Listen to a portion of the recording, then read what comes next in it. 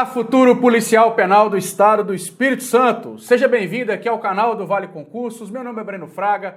Prazer estar com você aqui, rumo à aprovação na Sejus, agora Polícia Penal em 2023. Vamos falar aqui sobre o tema direitos humanos, tema importante, né? Veio aí meio complexo. Às vezes as pessoas não estão encontrando matéria para estudar aí nesse direitos humanos. Vamos ver alguns detalhes aqui deste tema, mais especificamente sobre os princípios dos direitos humanos. Bacana? Né? Convido você a deixar o seu like aí. Vamos lá, galera, ajuda o canal a crescer, trazer vídeos gratuitos, se inscreve aí.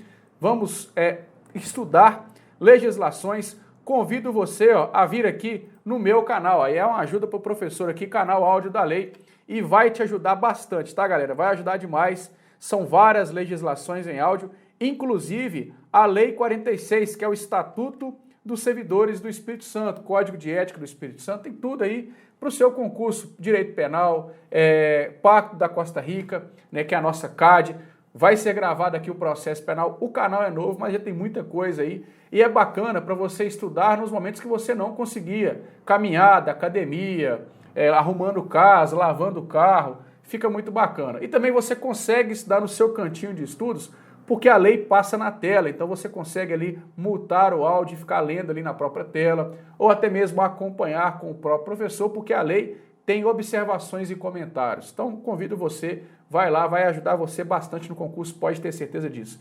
E no sábado anterior à prova estaremos aí no Espírito Santo fazendo a nossa revisão presencial Vale Tudo, que é o dia inteiro de dicas para o seu concurso, com a convidada Adriana Camponês, policial penal do Espírito Santo, referência aí no estado, vai falar um pouco sobre a carreira, o motivacional, né, no dia anterior à prova. Então tá aqui na descrição do vídeo o link para você aí adquirir esse ingresso aí para poder participar dessa revisão presencial. Corre lá que são vagas limitadas, beleza? Bora lá então? Vamos falar então de fato da legislação. No caso, vamos falar de direitos humanos, mais especificamente os princípios dos direitos humanos, tema do seu edital, a gente não pode deixar para trás, beleza? Vamos então, vamos ver primeiro quais são os principais princípios, coloquei aqui praticamente todos que mais cobram em prova, os princípios, o que a banca cobra, como é que vem em prova, alguns a banca até trouxe como referência, né, a grande teoria universalista e relativismo cultural. Então vamos falar um pouco sobre isso também, tá? Esses detalhes aí, tudo isso importante. Primeiramente, o princípio pro homine ou pro persona. Tal princípio era chamado de pro homine, contudo, após inúmeras críticas, passou a se chamar pro persona, tendo em vista que é direcionado à pessoa, independentemente de gênero, né? Muitas coisas foram alteradas aí com relação a direitos humanos, por se tratar da palavra homem, né? O próprio Declaração Universal de Direitos do Homem para a Declaração Universal de Direitos Humanos, tirando um pouco essa questão de gênero, né? A gente sabe que quando você fala do homem é para todos, mas por que não falar humanos? E por que não pro persona? Então é para pessoa independente de gênero, por isso mudou um pouco, né? Alguns doutrinadores mudaram um pouco aí a nomenclatura desse princípio. Significa que todo Tratado Internacional de Direitos Humanos deve ser interpretado de forma mais favorável à vítima. Princípio da eficácia direta ou da autoexecutoriedade.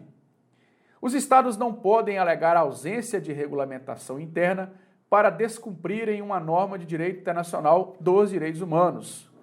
Como exemplo, nós temos aqui a audiência de custódia. Lá no início das discussões nesse tema, lá em 2013, parte da doutrina sustentava que o artigo 7.5 da CAD, a Convenção Americana de Direitos Humanos, ela não podia ser diretamente aplicada no Brasil, né? Porque lá fala, né, que a pessoa que foi detida, né, que se encontra apreendida, ela tem que ser colocada diante do juiz o mais rápido possível, que no caso seria a audiência de custódia. Porém, não podia ser diretamente aplicado no Brasil, pois dependeria de uma normatização interna. Então, o entendimento claramente violava aí o princípio da eficácia direta. Hoje, o processo penal, ele tem ali sobre a audiência de custódia, né, foi colocado aí no nosso ordenamento, está acontecendo na prática, tem várias resoluções do CNJ que tratam sobre a audiência, que já tinha, né, que tratava sobre a audiência de custódia, de fato está no processo penal hoje em dia aí. Então, seria esse princípio, né? O Brasil não tem uma norma que trata sobre esse direito, então eu não vou assegurar isso. Por exemplo, nós não temos uma legislação que trata sobre a proteção das pessoas LGBTQIA+, né? Uma orientação gênero, sexual, enfim. Nós não temos uma legislação que trate sobre isso. E aí, por conta disso, eu não vou proteger uma violação de direitos humanos a esse grupo? Então seria isso, né? Seria esse princípio da eficácia direta ou da autoexecutoriedade, onde o Brasil adotou a lei de racismo para os crimes de transfobia e homofobia. Então o Brasil, ele de fato, né? Ele foi aí, seguiu essa regra aí de, por mais que não tenha uma regulamentação interna, ele adota aí uma proteção a esses direitos. Eu não tenho uma regulamentação interna, mas eu vou usar uma como analogia e eu vou, então, né, de acordo com a decisão do STF, usou a lei de racismo, né, para tratar deste crime. Princípio da interpretação autônoma. Quando um tratado é redigido, seja no foro regional ou na ONU, inclusive eu vou trazer dica aqui sobre o sistema global e regional, tá? É o regional aí, com o americano, o europeu e o africano, e o regional e o global, que no caso é a ONU. Deve considerar as diversas experiências jurídicas nacionais. Por isso, algumas expressões adquirem significado autônomo, sentido próprio. Logo, o país não pode interpretar a partir de sua experiência interna, mas sim com base naquele sentido próprio conferido pelo direito internacional dos direitos humanos. Princípio da interpretação evolutiva ou dinâmica. O Tratado Internacional de Direitos Humanos deve ser interpretado não de acordo com a época na qual foi redigido, mas de acordo com o momento da sua aplicação. Então acontece muito, né, no passar do tempo, as coisas mudam, às vezes a interpretação mais eficiente é a do momento e não da época que ele foi redigido. Então tudo vai mudando, vai evoluindo e assim acontece no princípio da interpretação evolutiva.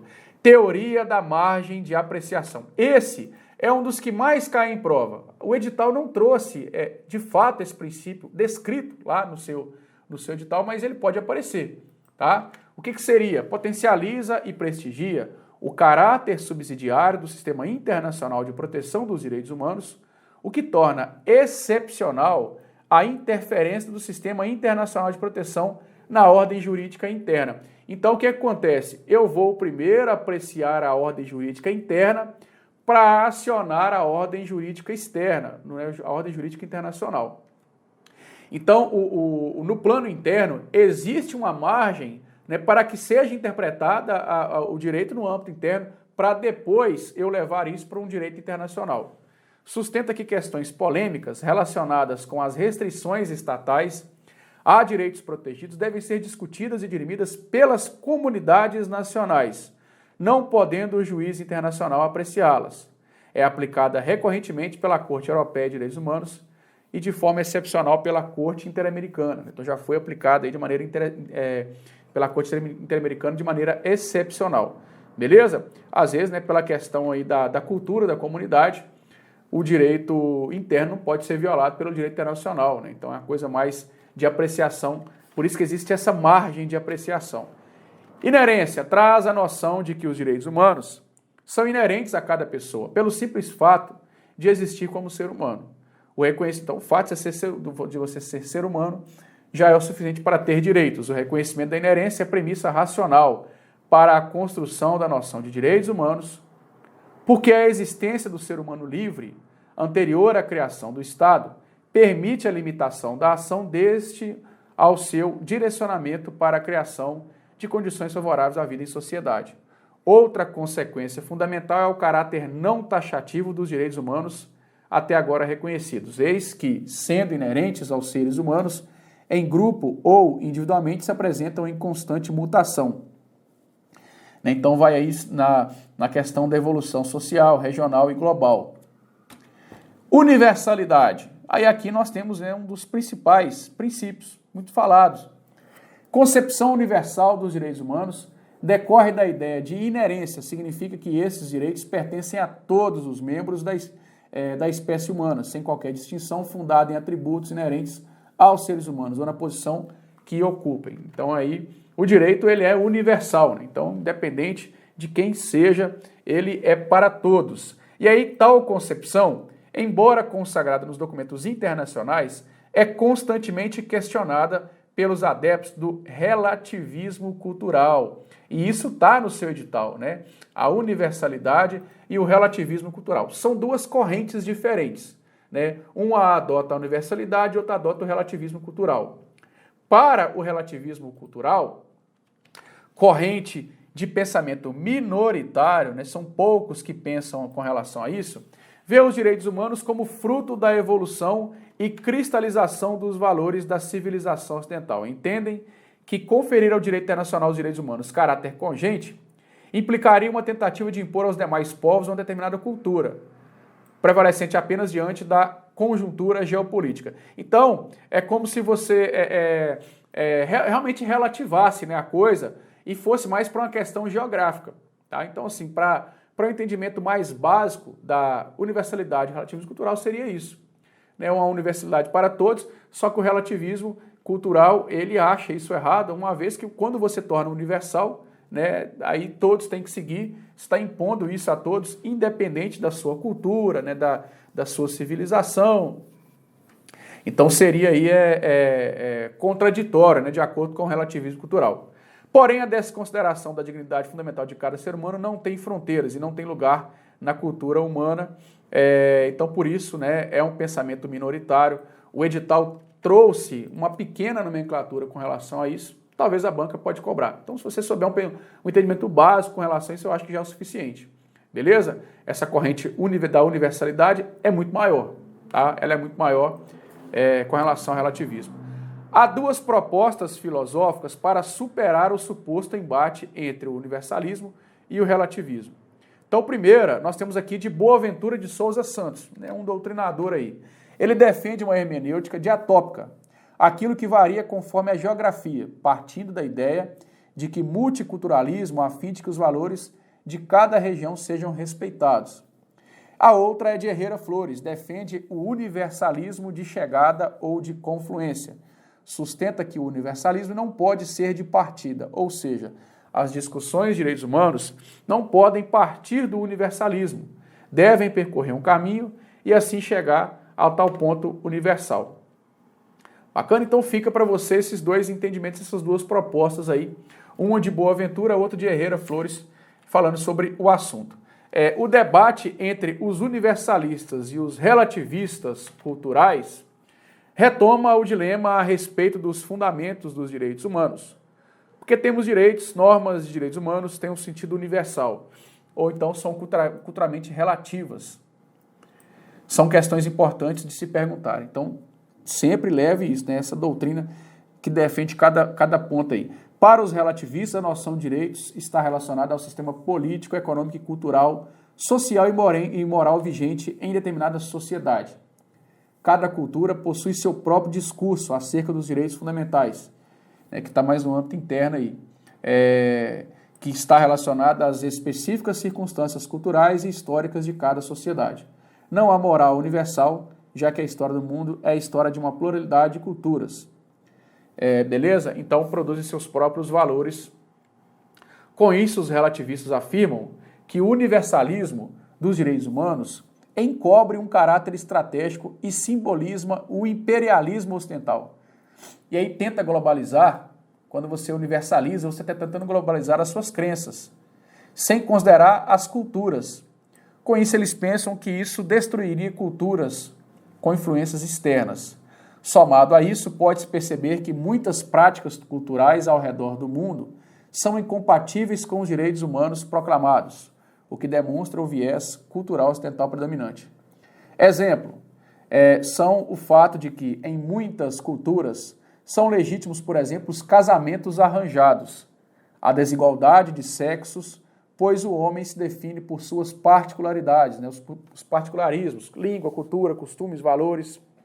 São, portanto, as diversidades locais que identificam e caracterizam o indivíduo. Então, de acordo com a questão geográfica, né, você vai mudar aí também essa cultura, essa questão de direitos.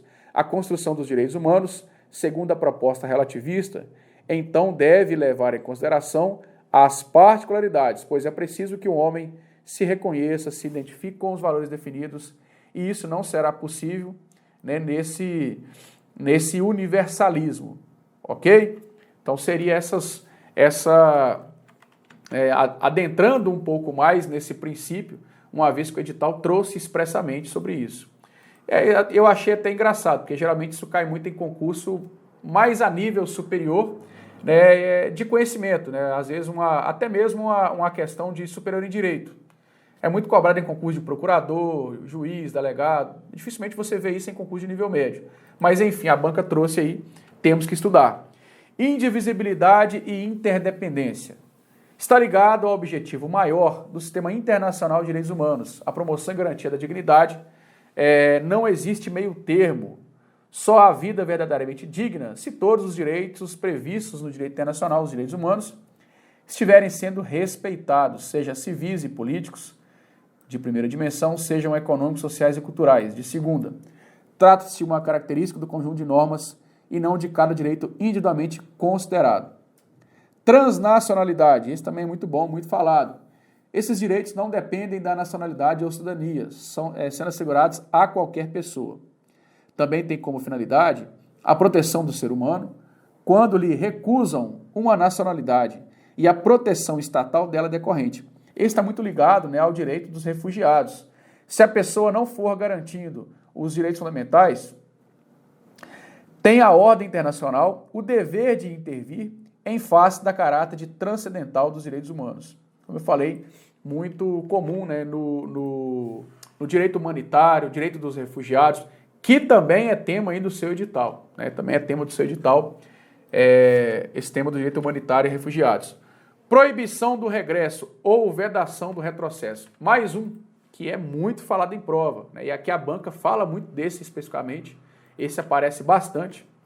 Uma vez conferido, o Estado não poderá retroceder, diminuir a sua proteção aos direitos humanos em relação ao estágio em que essa tutela se encontra. Então, vamos só para frente, né? Não vamos para trás. Uma vez que o direito foi reconhecido, você não retrocede aí, limitando esse direito, só para frente. Simplesmente isso. Imprescritibilidade. Os direitos humanos não podem ser atingidos pelo lapso temporal. São imprescritíveis. Salienta-se que a reparação do dano pode estar sujeita à prescrição, tá? Então, apenas a reparação do dano. Em 2002, o Brasil incorporou o Estatuto de Roma, que inclusive trata sobre o Tribunal Penal Internacional, que também está no seu edital. Então, a gente está trazendo aqui muitas coisas do seu edital, o TPI, né? O edital colocou lá, Tribunal Penal Internacional, que está instituído dentro do Estatuto de Roma, que é um tribunal aí que trata de crimes mais graves.